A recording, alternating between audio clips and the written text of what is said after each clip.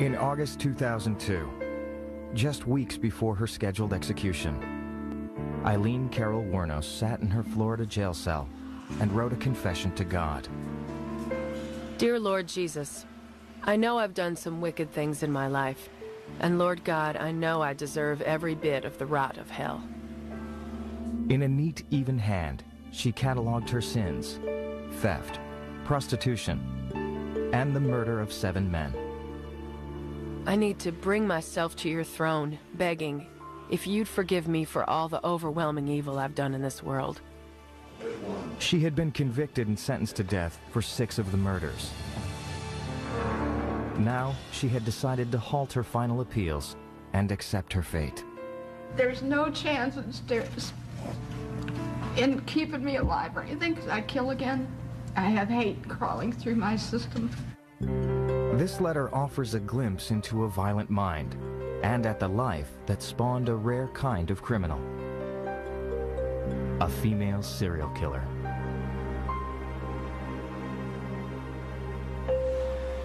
Let me begin my confessions to you with when I was a child.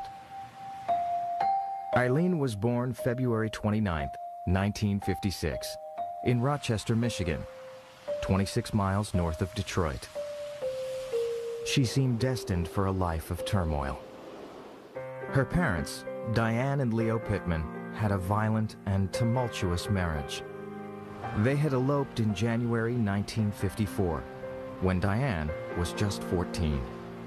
Diane was very young when she fell in love with Leo, who was a bit of a bad lot.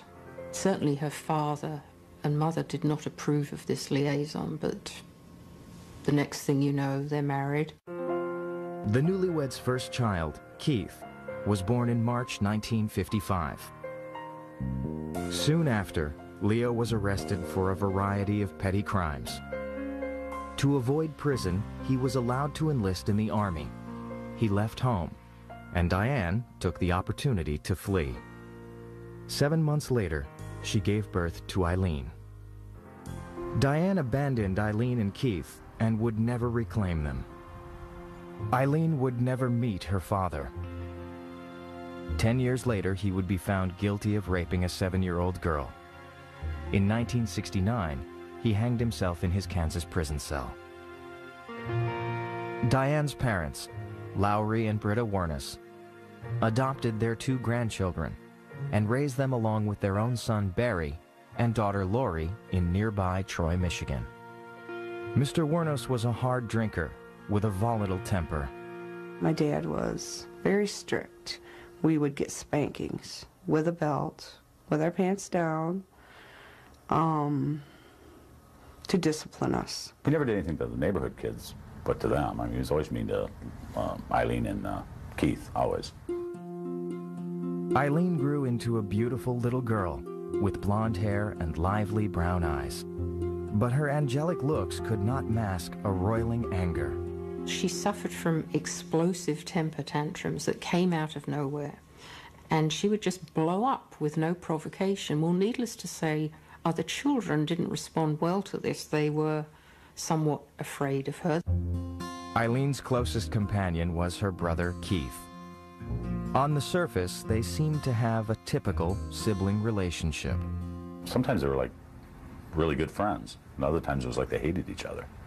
They'd fight like 2 boys almost, you know, fist fight and everything else. It seemed to be that kind of situation where, you know, we can argue amongst ourselves, but dare anyone else to try to say something bad about my sister or brother.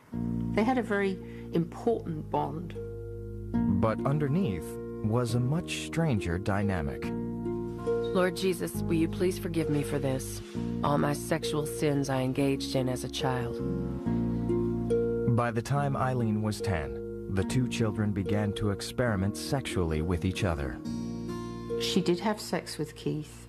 Apparently it was consensual, and this did happen on several occasions, and yes, one of the neighborhood boys witnessed it.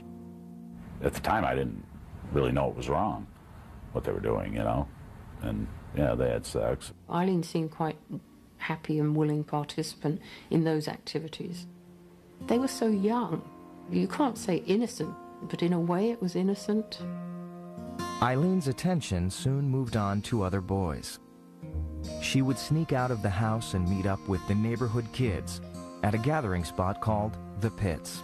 We used to go there and hang out, and every now and then the police would come in and chase you out because you really weren't supposed to be there. We'd get big bonfires going, and we'd have the music from everybody's cars going. Now, we had a riot there. We did.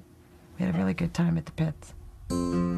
At first, Aileen wasn't accepted by the crowd, but she soon found a way to fit in. By the time Aileen was 11 years old, she was having sex with boys in exchange for loose change or cigarettes. When she realized that sex, which wasn't such a big deal to her, could earn her money, then she quickly turned it into a little business. She used the money to buy drugs and beer, to try to buy friends. When they first said she's a prostitute, I thought, what the hell's a prostitute? And then she'd come back with all this money and say, oh, okay. All the boys knew that they would have sex in one way or another with her. They treated her with no respect. The troubled young girl was performing poorly in school, and while her grandparents had no idea she was selling her body, they knew that Aileen was getting into trouble at the Pits. Her clashes with her grandfather grew more intense. Aileen would often run away with her brother to escape his wrath. Eventually they would find him, catch him, put him in, I think it was like a reform school or something, keep him for a while, and then they'd come back home. Having had sex with so many boys as a kid, no wonder I eventually wound up getting raped. In 1970, at the age of 14, Aileen became pregnant. She would later claim that an older man from the neighborhood had raped her. She was probably 6 months pregnant before the grandparents learned of what had happened. And Lowry immediately wanted her to give up the baby for adoption. There was no if, and, or but about the situation. Eileen's grandparents sent her to a home for unwed mothers to have the child. In March 1971, she gave birth to a baby boy who was immediately put up for adoption. She could never have raised a child. It was not the adoption that she objected to. It was the child being taken without her seeing it, without her having anybody even to talk with her about it. After they sent her away to have the baby, and she came back home, that's when it was real bad. She ran away immediately, I think, and was caught by authorities, sent to juvenile home for a while. Several months later, after Aileen had returned home, her grandmother, Britta Wuornos, passed away. Her grandfather decided that he'd had enough of the difficult teenager. Shortly after his grandmother's death, her grandfather basically kicked her out of the house. He said, don't you step another foot back in this house, because I can't deal with you kids again. Aileen and Keith left home at the same time.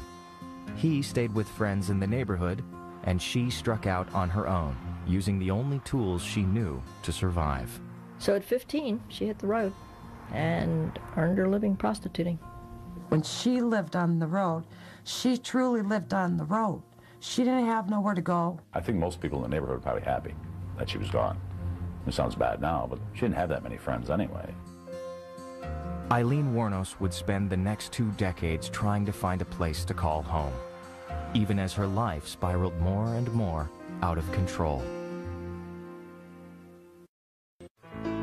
In 1971, 15-year-old Aileen Wuornos was kicked out of her grandparents' house in Troy, Michigan.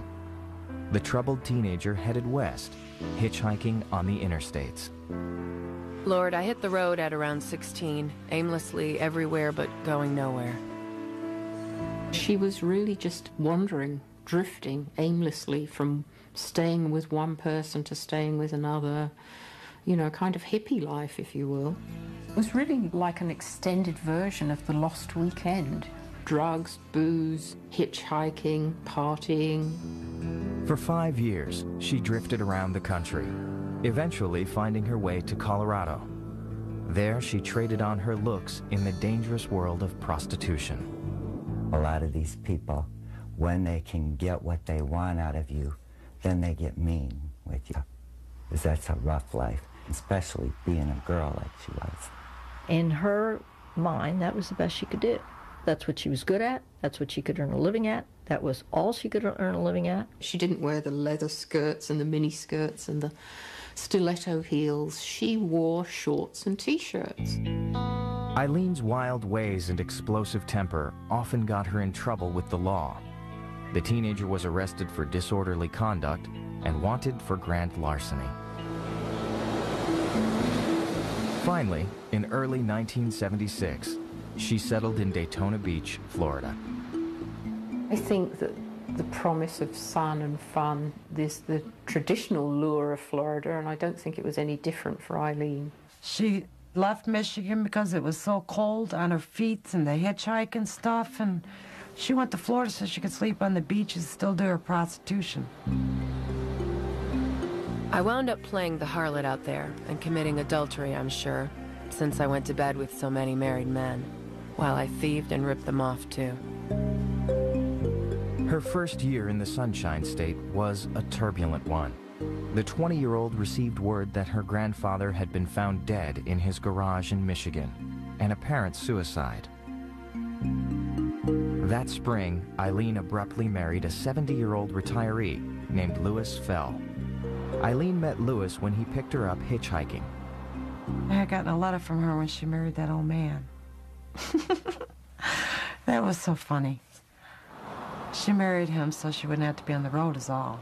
He was pretty well off, and perhaps it was her best chance of some kind of normal life because he was spending money on her, but she was not able to curtail those outbursts and to behave like a normal person.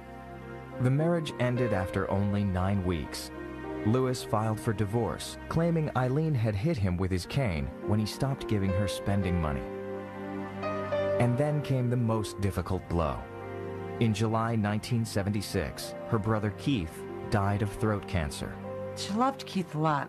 She was, of course, devastated. He was her ally, and for all the fighting that went on between them, he stood by her. He was loyal to her. Aileen drowned her sorrows in alcohol and went right back to her vagabond lifestyle. She worked the exit ramps up and down the Florida highways, taking on customers wherever she could. That's when I didn't really want to hear from her because I didn't know where she was going to be next, what she was going to do, and could she be dead. In 1978, at the age of 22, Aileen decided she couldn't take any more of her hard-scrabble existence. One afternoon, she took a .22 caliber pistol and shot herself in the abdomen. At the hospital, she told doctors it was not the first time she had attempted suicide. She recovered from the gunshot wound, but she received minimal psychological counseling. 3 years later, in May 1981, in a drunken stupor, she robbed this Edgewater, Florida mini-mart at gunpoint. She had an argument, I guess, with this fellow who she had lived with for about a year. And she was trying to get his attention in whatever way to see how he would react if she did a robbery. So she went into a little mini-mart, clutching her gun and wearing a bikini, if you can believe it, and held the gun in front of the woman cashier, frightened the cashier to death, and asked for the money that was in the till. She left the store, went down US 1, a car she was in, an old car, overheated, and that's why she stopped. And by then, they had a description out on her, and the police were everywhere, and they picked her up. Aileen pleaded guilty to robbery with a weapon and was sentenced to 3 years in prison.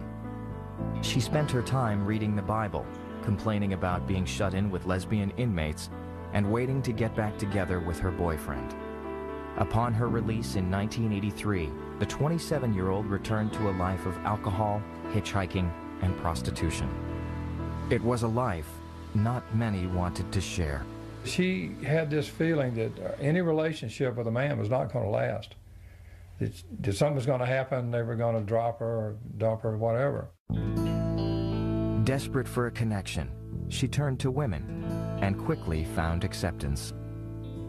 I became a lesbian around 28, and all of it would get me in a world of trouble. Aileen began cruising the biker bars of South Florida during the spring of 1986. Dubbed Lee by her new circle of acquaintances, she soon found a girlfriend, 24-year-old Tyra Moore.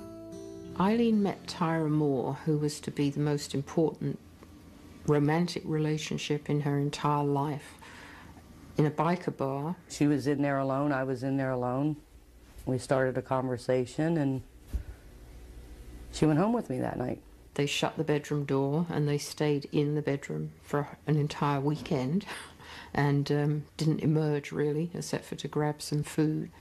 So from then on they became inseparable. That was the anchor Aileen had been looking for. I don't know that she was gay. I think maybe she turned herself that way just to see if that way of life would work for her. The two women lived like nomads, changing homes frequently, from a room in a friend's apartment, to a trailer, to motel rooms, sometimes the woods. By day, Aileen worked the highways, earning a few $100s a week. Once I found out she was prostituting, I tried everything I could to have her stop doing that, because for one, it's not safe, and that I did care about her. But she never gave it up. Aileen would come home evenings and weekends. She and Ty would spend time watching television or drinking at a bar. But her anger was always just below the surface. There was numerous times that her and I would go to a grocery store and somebody would look at her wrong and she would just like fly off the handle at them. Like, what are you looking at me for? And it was very embarrassing a lot of times. Despite Eileen's temper, Ty stayed with her. Aileen called her wife, and seemed happy to be providing for her, creating their own kind of home. Aileen is so desperate in her life to be loved by somebody. Nobody's ever unconditionally loved her back, and she was just trying to hold on to that. At 33, Aileen Wuornos had finally found the companionship she'd always craved, and she would do whatever it took to keep it from slipping away. By the fall of 1989, Aileen Wuornos had been working the Florida highways as a prostitute for more than a decade. The wear and tear of her lifestyle was beginning to show on the 33-year-old. To say that the bloom was off the rose would be an understatement. Her looks had taken a beating. She did not have the natural tools with which to bring in the clients. Her girlfriend Tyra worked on and off cleaning motel rooms, and the lack of money was causing stress in their relationship. But Aileen was desperate to keep her companion by her side. It seemed like I was all she had, and I felt if I left, she wouldn't have anything. She really felt under threat, big time, that Tyra might leave her and that she would be all on her own again, and she couldn't allow that to happen. I completely lost it, Lord. Hypnotically entranced in our companionship, so deeply lost in its same-sex relationship, causing me then to do the unthinkable. On the night of November 30th, 1989, just outside Tampa, Wuornos was picked up by a 51-year-old electronics repairman named Richard Mallory. He was heading towards Daytona Beach for a weekend of partying. She met him, propositioned him. He said yes. They agreed to have sex. They parked the car in the woods near I-95 and Route 1 and drank and talked until dawn. It was only then that Wuornos pulled out the .22 caliber handgun she had brought with her and shot Mallory 4 times in the chest and back. After rifling through her victim's pockets and stealing whatever money he had, Wuornos covered his lifeless body with carpet she found nearby and drove away in his car. When she got home, she told Tyra what she had done. She had told me that she had killed someone, and I didn't believe her because of the way she talked about it. I didn't think she had it in her, really. Later that day, Aileen and her girlfriend piled all their possessions into Mallory's car, abandoned their room, and moved into a new place. Then Aileen took the car, methodically wiped clean of fingerprints, and dumped the things that were in the car, covered them with sand, and then dumped the car at yet another site. Police would find Mallory's abandoned car the next day, and his corpse 2 weeks later in Volusia County. But with no leads, the case remained cold. Tyra never went to the police to report her lover's confession and stayed by Wuornos' side. I thought at that time that, okay, she has all the frustration out of her system for whatever reason she hated society, that she'll be okay. But obviously she wasn't. Obviously it was just the turning point, and she figured she got away with it once, she would keep doing it. After a 6-month break, Wuornos would strike 3 more times, robbing and killing David Spears, Charles Carskadden, and Peter Sims in much the same way. She would either find her victims when she picked them up as a John, or she would stand by abandoned cars on the side of the road and motorists would stop and pull over thinking that she was a female in distress. Once she'd decided this was going to be a victim, ascertaining that they had the cash that she needed, she was all ready to go. Some serial killers include rape or torture. In this case, Aileen included robbery. She was making money. She would go home with these bills of money and wave them at Tyra and say, look, now I can pay the rent. Look, now we can party. Everything's going to be all right. I was afraid of her after a while, that if I tried to leave, that she would, you know, do something. The string of murders baffled the police. At first, they weren't even certain they were dealing with one killer. The fact that we did not catch her is simply because she was unique in her style, that she was a female, that she did leave the body away from the car, and it made it hard to put it all together.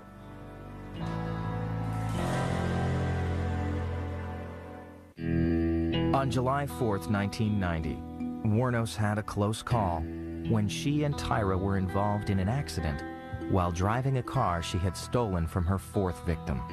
We were riding out through the country. Guess I was going a little fast around a turn and rolled the car.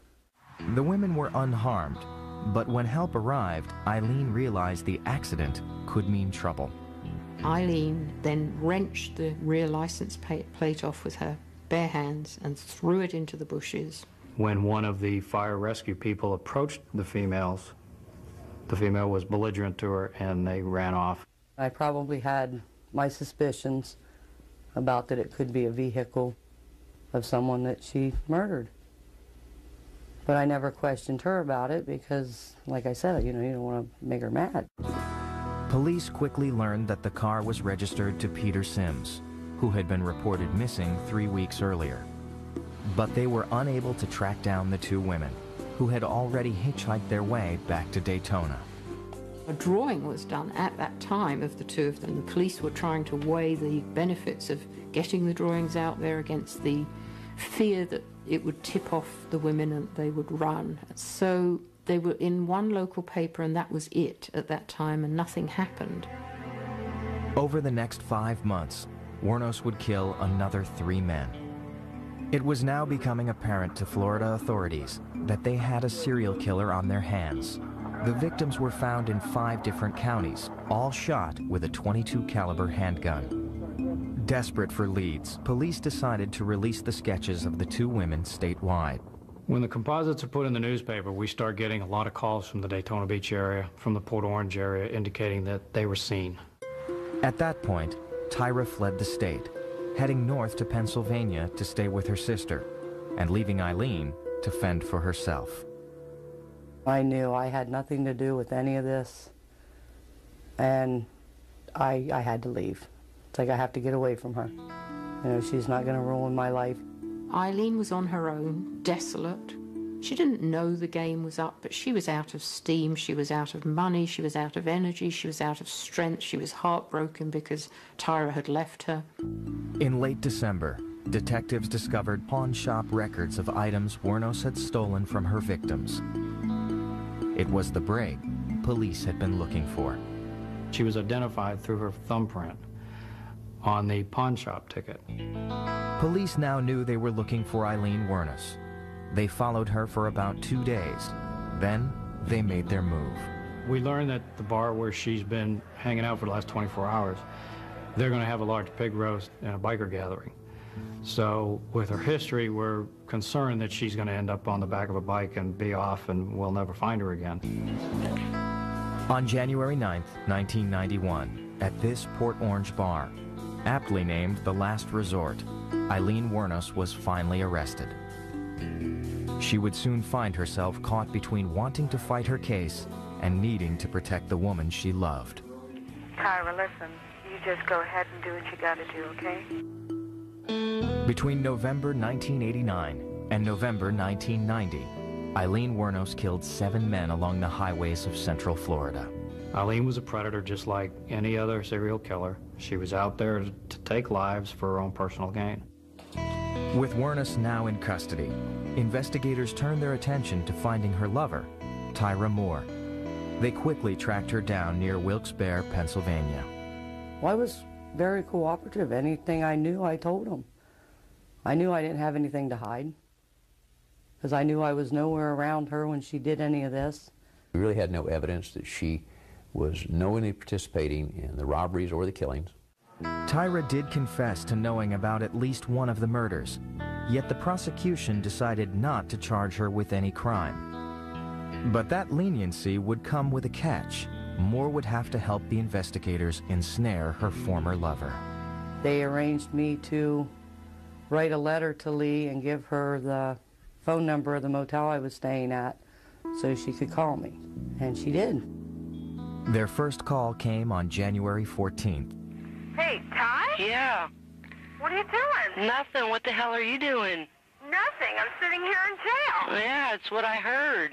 I wanted to know where she was going with it. Or is she going to try to pin this on me? Or is she going to, confess? Tyra told Aileen that police were harassing her family. There's been officials up at my parents' house asking some questions. Uh-oh. And I'm getting scared. I think what happened, there was pictures in the newspaper. Mm-hmm. And it was a case of mistaken identity. As the calls continued, Tyra became more insistent that the police were after her and her family. Wuornos began to suspect she was being tricked. Listen, I gotta ask you something. Is there anybody in that room? No, just me. What? What? Is there anybody in your room? No.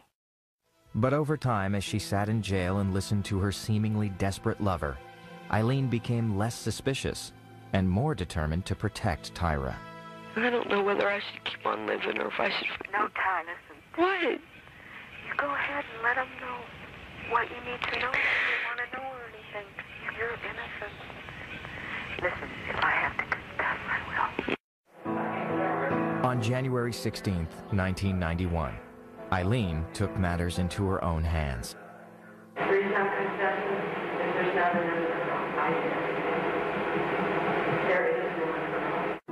For more than 3 hours, Aileen sat in a jailhouse confession room talking to investigators, smoking, laughing, crying, spilling her story to protect her lover.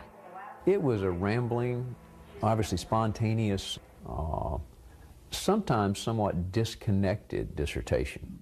I'm telling you from the bottom of my heart, I'm telling you the truth about everything. I mean, I can't be any truthful. Throughout, Wuornos blatantly disregarded the advice of the public defender assigned to represent her. I told you, I don't care if you're here or not, I just want to let them understand that Tyra is very innocent. I don't want an innocent person hurt. Wuornos admitted to killing 7 men, though she claimed to have done so in self-defense. They got violent with me and I decided to be done with them.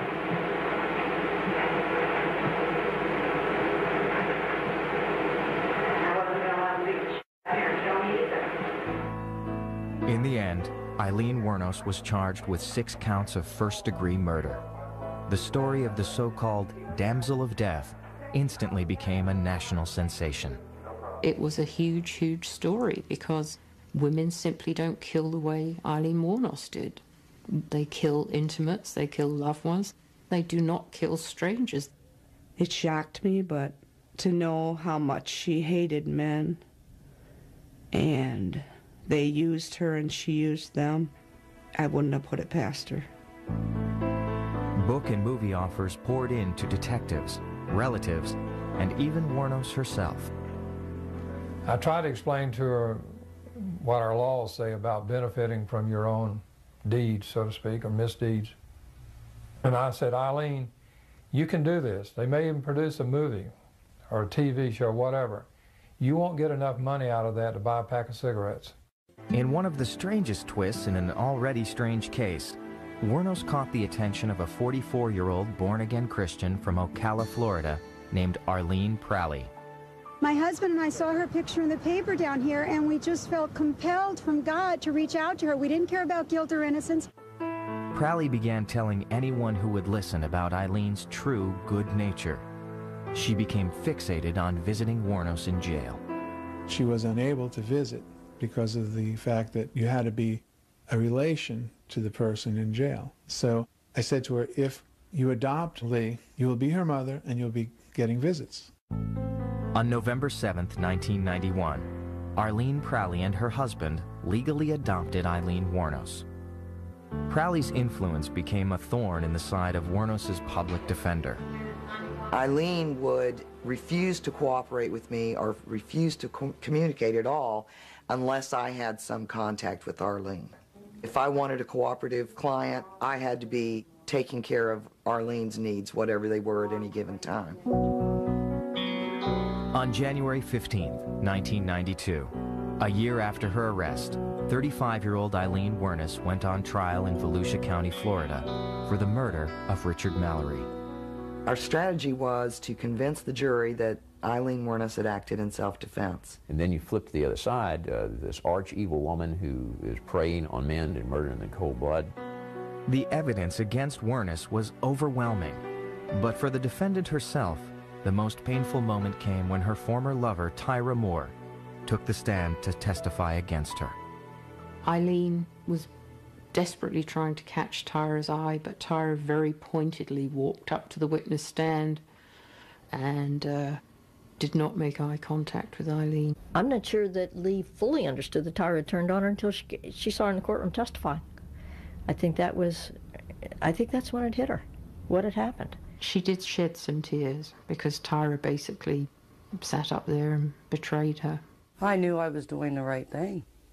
The one thing I am sorry about that is I never did go to the police after the first one, because maybe the other 6 would still be alive. When it came time for the defense to make its case, Aileen proved to be her own worst enemy. I'm scared of my life in Volusia County Jail. I'm tired of them trying to kill me there. I explained to her very, very clearly on numerous occasions that because of her personality, her inability to maintain calm over any period of time, that she could very well be destroyed on the stand. Wuornos, who was the only witness to testify on her behalf, claimed that Richard Mallory had raped and tortured her, and that she shot him in self-defense. He was coming toward me with his right arm, I believe, and I shot immediately, and I think I shot twice, as fast as I could. But during her cross-examination, her hair-trigger mood swings gave the jury a glimpse of the violent temper that had plagued her throughout her life. She really was doing her best acting job. She tried to appear to be a sweet, innocent lady from time to time, and other times she would lapse back into a pretty tough woman. Her actions, coupled with her words, just made her unbelievable. On January 27th, after deliberating for less than 2 hours, the jury returned with their verdict. We, the jury, find the defendant, Aileen Carol Wuornos, guilty of first-degree premeditated murder and first-degree felony murder of Richard Mallory. As the jury exited the courtroom, Wuornos lashed out at them. I was raped. I hope you get raped. Scumbags of America. Her fury was still fresh in the jurors' minds as the penalty phase of the trial began the next day. Defense experts testified that Wuornos suffered from a mental illness known as borderline personality disorder, and therefore, her life should be spared. The jury was not swayed. On January 31st, 1992, Aileen Wuornos was sentenced to death. But her violent tale was not yet over, and in the years to come, she would be certain to get the last word. It's 7 counts of first-degree murder, 7 counts of robbery. But there's something else that needs to be told. Over the next 2 years, she would plead no contest to 3 other counts of murder and enter guilty pleas on 2 more. She asked me to get it over. I thought, why would you volunteer for execution? And I know the answer. The answer is because you're going to sit in a little 7-by-9 room for the next 20 years until all your appeals are done. And now I know I'm in big with you, Lord. Real big, as I sit here with 7 deaths over my head. In January 1992, Aileen Wuornos was convicted of first-degree murder and sentenced to death. She was 36 years old. Wuornos claimed that she had found God. All I know what her good side was, that she believed in God, believed in the Lord, and she was going to heaven. She lived and breathed with her Bible, because in the Bible were the answers to her questions, how do you get to God? Despite her push to be executed, Wuornos would have to wait on death row while her automatic appeals were exhausted. She tried to fill her time by reading her Bible and drawing scenic pictures with a blue ink pen. Arlene Prowley, the born-again Christian who had adopted Wuornos, dropped out of her life after Wuornos accused her of trying to profit from her case. She started her drawings to her and all that. But Arlene was saving all of them, actually, because she was going to have a museum and sell Eileen's products. Dawn Botkins, who had known Aileen since they were teenagers, remained her closest friend. Aileen wrote her constantly, sometimes 4 letters a day. I never asked her why she killed those guys or anything. I was her life outside. I gave her life. I gave her all the pictures, included her in my life, and gave her snow, gave her sun, and gave her the ocean. There's a limit to what you can do when you're in lockdown 23 hours a day. And with Aileen, she was exposed to very few people. She was very lonely. She was starved for human contact. In July 2001, Aileen Wuornos, at the age of 45, appeared before Circuit Judge Michael Hutchison to ask the state to stop her mandated appeals and proceed with her death sentence. So you do wish to, in essence, fire CCRC, terminate their representation? Absolutely, and stop the using taxpayers' money and stuff like that. It's just ridiculous. In her bid to be executed, she told the court that the murders were not an act of self-defense, as she had once contended. I wanted to come clean and tell the world I killed those men first degree.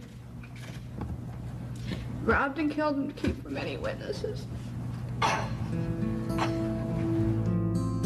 But before going to her death, in a jailhouse interview with Orlando's WESH-TV, she tried to place some of the blame on police.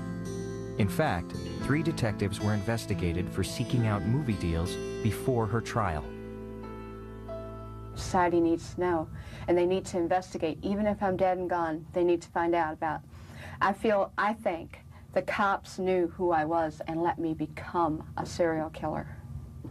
She really believed they had set her up, that they wanted her so bad, that they wanted to be in Hollywood and to be, in her terms, rich and famous, that they were willing to let innocent people die in order to promote themselves. She believed that.